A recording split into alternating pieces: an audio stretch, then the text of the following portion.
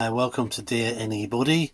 I'm reading a collection of my father's letters, the late Jimmy Hodge, who was a journalist here in Kent in the Medway area, and in 1999 he wrote a letter to himself, or to anybody who cared to read it, chronicling perhaps the year preceding the millennium at the end of the year. So I've decided this year I'm going to try and read a letter from him every day. So apologies, this is a bit late in the day. Again, I've had a hospital appointment up in London. Tell you more maybe when I can. I'm going to read a little bit more verbatim today from the letter because it's quite telling, I think, what Jimmy found. So let me just say that he was a bit of in a sombre mood. He said he was bombarded by news from all quarters, which wasn't very positive. He then went on to take a quote, and I will quote. It says, "The cohesiveness of our social order is everywhere in doubt. A vague fear that for the future has crept in a feeling that civilization is in decline and may even collapse. What seems certain and holy has become unsettled. Truth and humanity, reason and justice. We witness forms of government that do not function anymore. Systems of production that break down." And he said this paragraph could well have been penned today, this morning, the 13th day of March 1999. However, not so. It was written by someone called John Huizinga, hope I pronounced that right, a professor of history in Holland in 1935.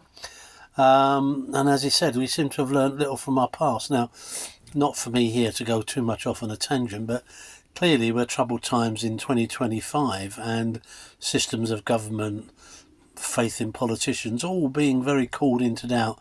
But I guess, as another one of my famous colleagues always used to say, was it ever thus?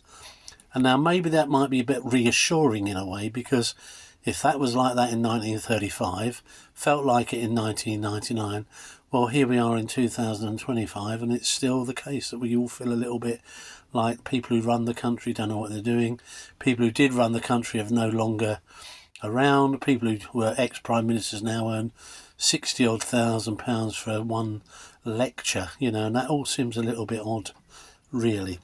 Anyway, so he then said he went on to, not one of his favourite subjects, I hope, it was sex, and a new study that showed amongst boys and girls aged 16 to 19, 1 in 5 admit to having more than one sexual partner.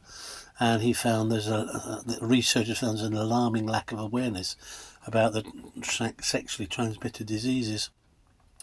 He said, added to all this is the fact that a survey has shown that 7 million adults in Britain can't read, write, and basic arithmetic, and a plan to try and get these people actually into villages, offices, and giving them sort of basic lessons in basic skills, I guess, We rate high in the world in this respect, apparently. Sweden has the lowest with 7%. Why don't we go there and see what they're doing right? Well, yes, I think we do with that yesterday. And apparently, yes, on this day in 1999, 13th of March, the world will be a poorer place with the death yesterday of Yehudi Menuhin, famous violinist who died at 82. So it just shows you. His PS was that there is hope. Edward Nesbit is tipped to become a top composer.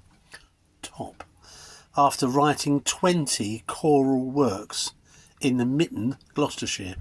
Now, if you're out there, Edward Nesbit, please get in touch because we'd like to know how it's gone. But in 1999, he was just 12 years old and he's written all those choral works. So please, if you know Edward Nesbit, if you ever get to see this Edward Nesbit, let us know what you do now. I bet you're in flying high in the musical world. Let's hope so. Anyway, thanks for watching, and mine, there you go.